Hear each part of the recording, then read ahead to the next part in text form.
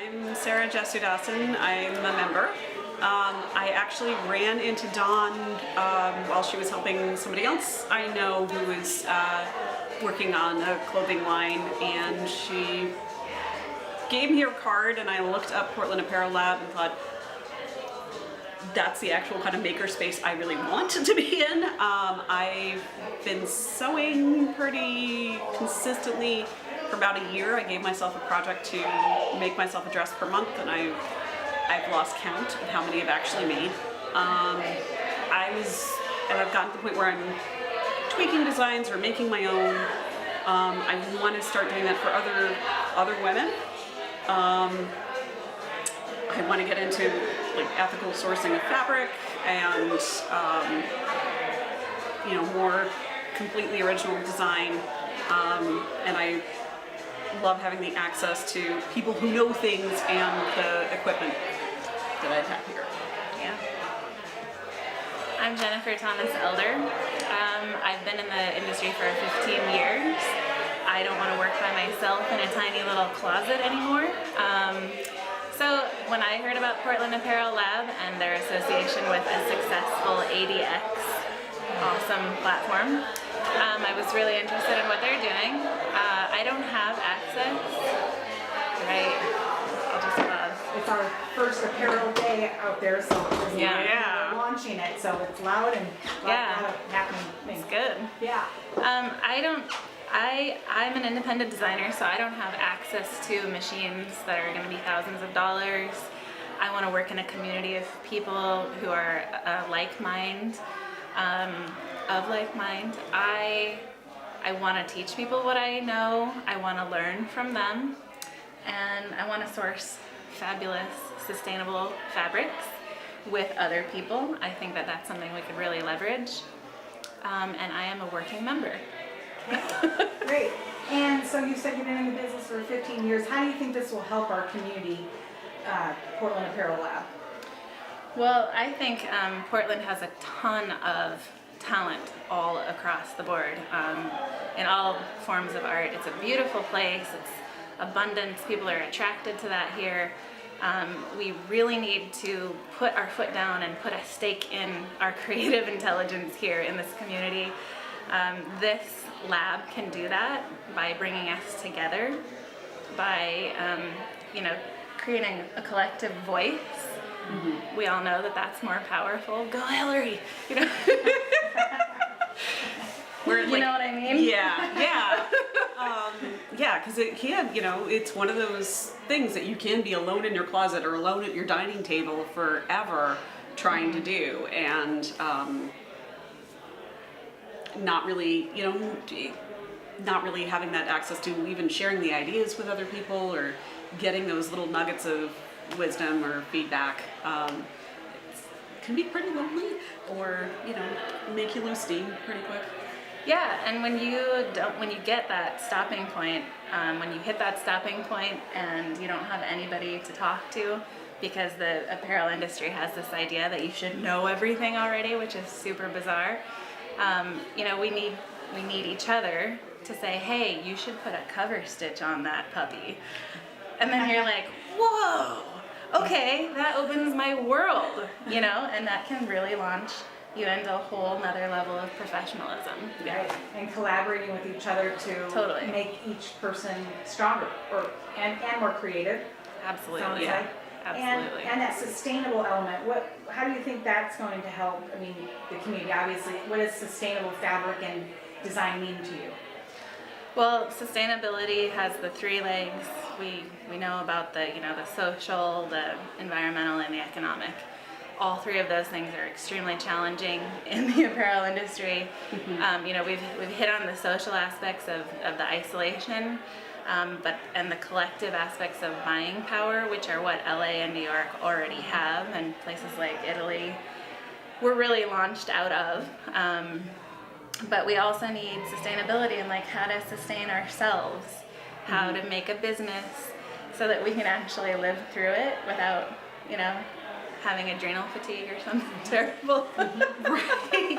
Well, and there's also, on the production side of that fabric, if we pull together, we'll have a bigger voice with suppliers to say, you know, we want this ethically sourced. We want the people who are weaving this to be treated fairly, paid, you know, compensated fairly.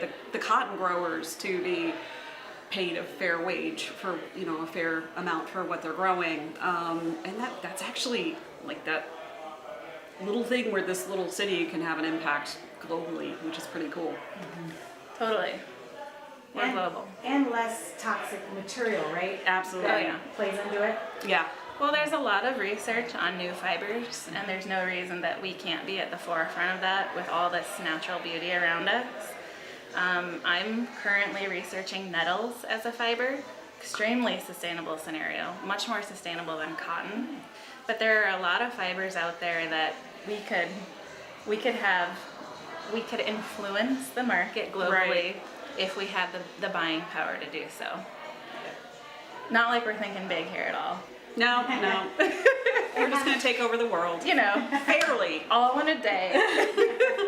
And having access to the equipment, and especially Totally. for startups, right? Yeah. Absolutely. It's so expensive to just even get into the business, right? Without, you know, not having the money to do it. So Right. it just kind of creates So that much. platform for startups. Oh, definitely. Yeah. Yeah, I mean, just the CAD software alone, a seat of that can be $5,000. I don't have that kind of cash when I need to sit there and invest that money in fabric and production. But you can't get a producer if you don't have the right setup. If Right. you don't have a production package Okay. with the CAD software. And that's what they will provide here. Yeah, Yeah. yeah. And is there anything else that you're realizing that they can provide here that will help people just starting out, or? Well, the or just- materials library will be really important.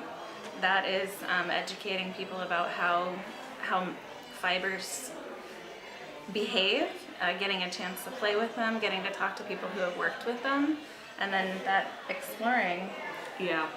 what can we do? How can we order this? Can we call the supplier and be like, we want 7% spandex in this now? You know, because we've worked with it together. What did you get, Lisa? Yeah. You know? Yeah. Right. I think that's gonna be awesome. Yeah. I think so too. So the collaboration is a really big part of this, of PDX, Yeah. or PAL. I think so. Okay. I think it's huge. So I'm Ingrid McDowell Hardy, and I am a local business owner, and I'm connected to ADX through a relationship with the owner and founder, Kelly Roy. I recently did a pop-up of my own that brought together local makers here a couple months ago, and from that experience, I started to do what's called the Urban Marketplace in inner Northeast Portland. Wow. And how did you get that started? ADX helped me launch it. Kelly was the first person to provide us with a space, and so everyone thought it was so much fun being here and connecting, and it was specifically targeting diverse makers of color, and so we decided that we wanted to continue doing it, so we found a place in inner Northeast that would host us ongoing. So Yeah. that's what got that moving. Yeah. ADX helped you actually to make it happen. Yeah. Okay. And then, so how are you going to be connected with PAL as well? Like, as a member, Well, or- I know lots of makers who are in textiles and apparel, and so I definitely want to encourage them to connect and know that there's a place where they can rent out sewing machines, and also maybe it'll be a chance for them to leverage their business and be able to hire staff who could then come in and work on the machines, and then they, increase production and give them an opportunity to utilize the space, for, a reasonable amount of money. Right. That's important. Right. And how do you think this is going to help our community, or how has like ADX and PAL? How do you think it's helping our communities in general? Like, obviously, it helped you. Yeah, I just think it's really unique that it's really helped to provide an affordable place for makers who do both hard and soft crafts. I think that's really important. I think that, oftentimes people are priced out, of really trying to scale their businesses because they can't access the machines, they can't access the, the necessary resources in their local community, and ADX is a perfect place, and they provided an opportunity for people to be able to access that. Right. So this is kind of an extension from ADX. I mean, they're working together. Definitely. We're part of that. Yeah, In helping yeah. this happen. Definitely a part of being a supporter of makers in the community, for sure. Yeah, great. Okay. Anything else you want to add about your, you can also talk about your business or your hope if you feel like it? If you don't Yeah, want to, well, I would just say the or way. we edit all this. Yeah, well, I would just say With Love from Portland is it's a gift box company. We curate local makers and we curate their products into gift boxes, and we share them with people all over the city. And we're really proud to be from Portland and based here. And we're really excited to see what opportunities arise from connecting with makers at ADX and the Apparel Lab. ADX made me come here tonight, and I got an email from Portland Apparel Lab to start up their company. Yeah. Okay. And how are you? Are you a member? No, I'm not a member. Are you planning to become a member, maybe? Yes, Okay. I plan to become a member because I moved here 3 years ago from Los Angeles, and I used to have a sewing studio in LA. Used to involve industrial sewing machines like a Juki and an overlock, and that was, I got rid of that and moved up here. So I hope that I gain that back over here. So you want to start up? Yeah. So having this place will give you a place to kind of get back to growing your business? Yeah, growing my business, because it was a business there in Los Angeles, and now I hope I can move it over here, in Portland, Oregon. I'm Susan Stearns. I own a company in town called Rain Baby Gear Designs. I work with laminated fabric and make baby and kids products. I actually got connected with the lab a couple of years ago when Dawn and Crispin Argento held a meeting in the Contemporary Arts Museum to talk about the importance of having a hub to grow a vibrant apparel and sewn product industry, and I was at that original meeting. So I met Dawn way back then, and my connection now is that when she sent the first email announcing the connection with ADX, I emailed her and offered to help with fundraising. So she calls me the first working member, and I've been working with her on fundraising and strategizing to get corporate sponsorships to get Apparel off the ground and get to the open house tonight. Wow, so tonight's the open house. How does it feel for you to have it be the first open house night here? It's very exciting. I actually was in cleaning the fridge and mopping the floors the first day she had access to the space. So when I wasn't fundraising, I in fact was helping seriously clean a very dirty space, and we've come a long way in about 2 months. Pulled it together very just in time. Yes, Very exciting. Exactly.